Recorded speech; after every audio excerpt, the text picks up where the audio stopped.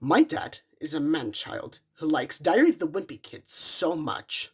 He forces me to read it with him whenever a new book comes out. After what I just experienced, I don't know if I want to read a Diary of the Wimpy Kid book ever again. I was walking down the street one day when I saw a Diary of the Wimpy Kid book I had never seen before. It was black and read, Diary of the Wimpy Kid, Game Over. It had a picture of Greg, with tears, holding a gun to his head, with a noose in the background on it. It listed Jeff Kinney as the author as usual, so I just assumed it was a new release with a darker turn to it. I picked it up and took it to my dad's house. He was not home. So I went to my room. I could tell at the moment, but something about it doesn't seem quite right. So I opened it up and read it all by myself. It was typical Wimpy Kid style drawings and text, allegedly by Jeff Kinney. But something was very different from those other books in the series. Greg swore heavily on this one. As opposed to the profanity-free earlier books, I don't remember every single word in the book, so I can give you a synopsis. It was mainly Greg talking about how much he hates his life, how only bad things happen to him, and his desire to commit suicide.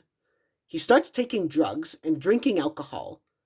As this goes on, the text and drawings get cruder and more low quality. As Greg is under the influence of drugs while writing and drawing in his diary, in the final day of his diary, in practically illegible writing and crude, distorted drawings, Greg finds a gun that belongs to his brother, Roderick. He calls up and Raleigh to come over, telling him he has a surprise for him. Raleigh arrives at Greg's house, excitedly.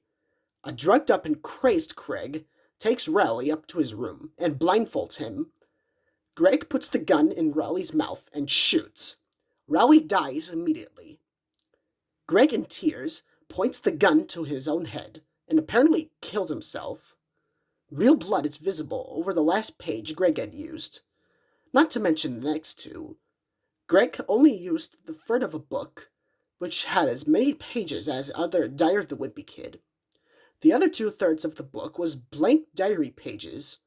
I felt disturbed and queasy, like I could throw up. In fact, I did briefly. I never believed the Diary of the Wimpy Kid series would end with Greg committing a murder-suicide with Rowley. I threw the book out of the window in my dad's room into the street of the cars, where it hopefully got ran over and destroyed. But I can be sure, and it scarred me for life. I didn't want someone else to find it and having the same reaction I did. No decent person should have to read that horrible, scarring book.